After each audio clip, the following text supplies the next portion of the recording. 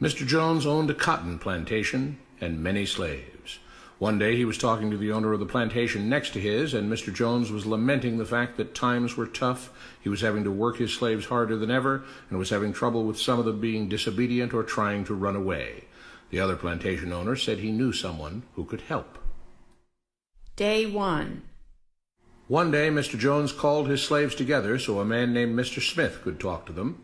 Before beginning, Mr. Smith whispered to Mr. Jones, "Whatever I say, do not contradict me or interfere, and I promise you your slave troubles will end." "My name is Mr. Smith," he said to the slaves, "and this may be the happiest day of your lives. From today forward you will no longer be slaves, but free men." Mr. Jones was so shocked he started to step forward, but Mr. Smith gestured for him to remain silent. He did, only because the other plantation owner had spoken so highly of Mr. Smith's skills. "You are no longer the property of Mr. Jones," Mr. Smith continued. "You are free. No more would you be forced to labor for the benefit of Mr. Jones. Now you can work for yourselves." Now the slaves were all murmuring and looking at each other. Many were smiling, many were looking puzzled. "In fact, you are now free to leave the plantation whenever you want," Mr. Smith said. "However, since we are surrounded by other plantations, if you leave, some other plantation owner will likely claim you as his own the moment you set foot on his property. So I urge you not to risk your newfound freedom by doing something so foolish. Instead, I suggest that you stay here, no longer as slaves, but as willing participants and part owners of this plantation. Yes, this is now your plantation." Mr. Jones bit his tongue to keep from objecting. "For now, we might as well leave Mr. Jones in charge," said Mr. Smith, "since he is the only one with any experience at running a plantation, which is quite a complicated thing to manage. But he will no longer be your master, but just another worker on the plantation.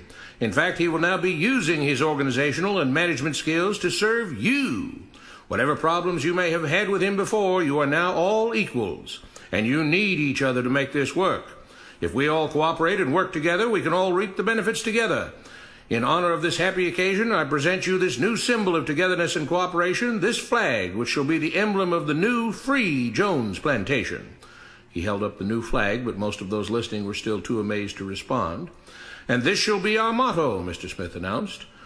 "We work together as free men for our mutual benefit, pledging our allegiance to the Jones plantation, which stands for prosperity, liberty, and justice for all.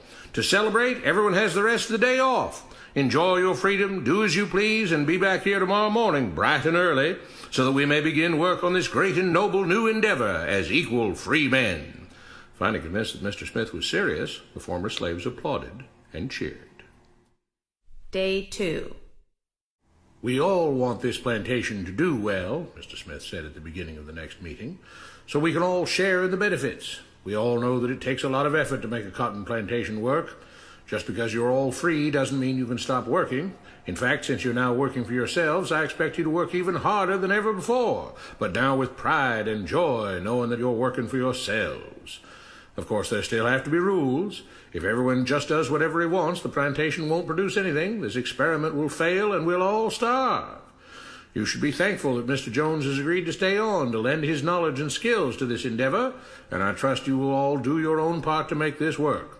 Several of you have been chosen to act as project supervisors to manage different aspects of the operation, to make sure everyone is doing his assigned job, to make sure that the rules are followed, and so on. The rest of you may head out to the fields to start your first day of work as free men." Day 3. The next morning, Mr. Smith had a grim expression on his face as the daily meeting began. "I have an unpleasant duty to do today," he said. "Yesterday, Charles was caught keeping some of the cotton he picked, presumably to sell for his own personal profit. That is against the rules. That is stealing. For that, Charles must be punished." 2 men tied Charles to the whipping post. "I take no joy in this," Mr. Smith continued, "but you must understand, if we do not maintain order, if we do not have rules that we all abide by, then the plantation will fail, and we will all suffer." The whip cracked against Charles' back. "But if we all pitch in for the common good, then we can all prosper. Being free doesn't mean you should be selfish and greedy. We must each do our assigned duties and obey the rules, and then we can all benefit, and each of you will receive your appropriate share of the profits." A young man named Samuel stepped forward. "But if you and Mr. Jones decide the rules and whip us if we disobey, how is that any different from what we had before?" "How can you say that?" Mr. Smith asked. "I'm shocked. You were a slave before, and now you're free.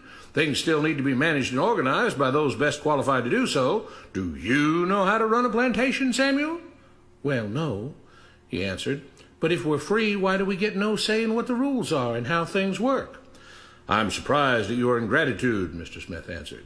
"None of you know how a plantation is run, so you're in no position to be making decisions about how things are done here. You don't seem to appreciate all the things that Mr. Jones provides for you, from protecting you from all the outside threats that you know nothing about, those who would come here, capture and enslave you if not for Mr. Jones' protection, to making sure that you all have food and housing, tools to work with, that you're cared for when sick and injured, and so on.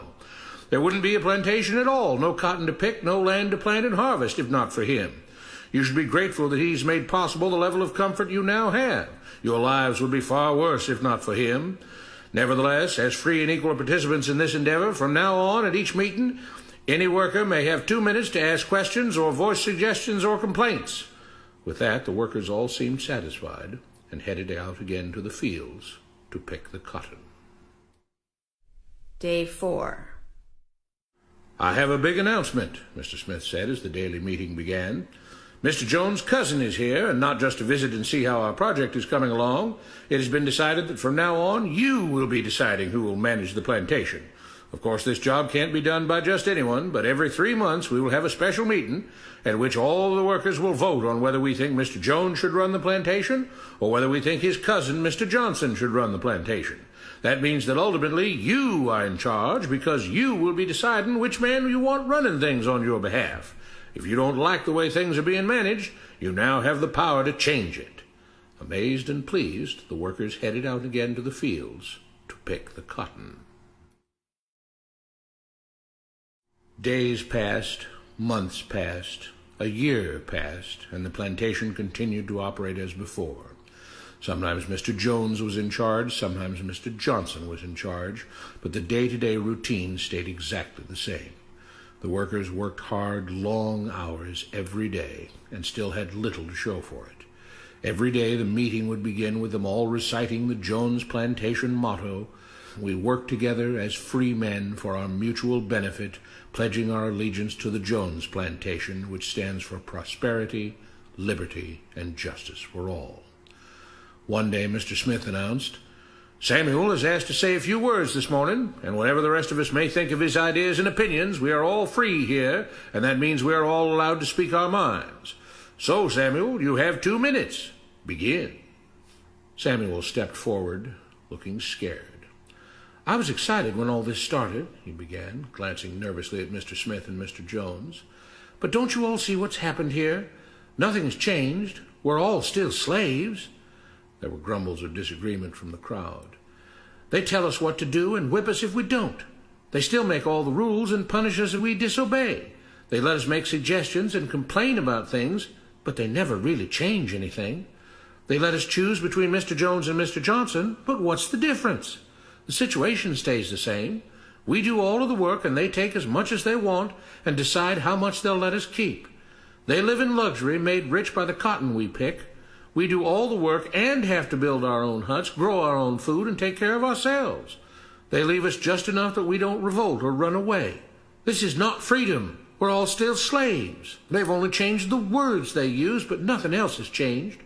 They say we're all free and equal, but we're not. They command and we obey. That's not freedom. That's not equality. They say we're free to leave, but all that means is that we're free to be someone else's slave. Why should we work or obey the rules? We didn't agree to this. They made the system. They forced it on us. They control and rob us and call it freedom. They've deceived you into thinking that being able to choose which slave master you'll work for is the same as being free. It's not. Open your eyes. If you keep what you produce, they call it stealing. When they take what you produce, they call it sharing and fair distribution. Can't you see that this is all? Your time is up, Samuel, Mr. Smith announced calmly. At his gesture, 2 supervisors grabbed Samuel by the arms and led him to the whipping post. I'm sorry, Samuel, but you've broken the rules. There are rules against encouraging others not to work and encouraging others to break the rules.